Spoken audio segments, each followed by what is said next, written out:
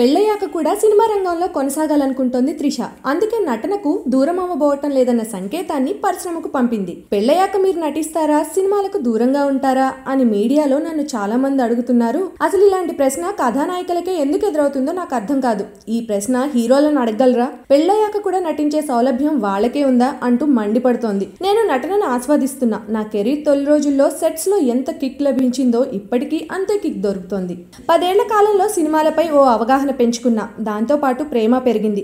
Sudden గా సినిమాను వదలలేను అంది. దమ్ము సినిమా ముందు కూడా త్రిష ఇలానే మాట్లాడింది. ఆ సినిమా ఫ్లాప్ అయ్యాక తెలుగులో అవకాశాలే రాలేదు. ఇప్పుడు లైన్ తో మళ్ళీ కాస్త ఆత్మవిశ్వాసం తెచ్చుకుంది. ఈ సినిమా హిట్ అయితే త్రిషకు ఇక్కడ ఆఫర్స్ వస్తాయి, లేదంటే తట్టబుట్ట సర్దుకోవాల్సిందే. ఆ సంగతి అమ్మడికి అర్థం కావడంలా.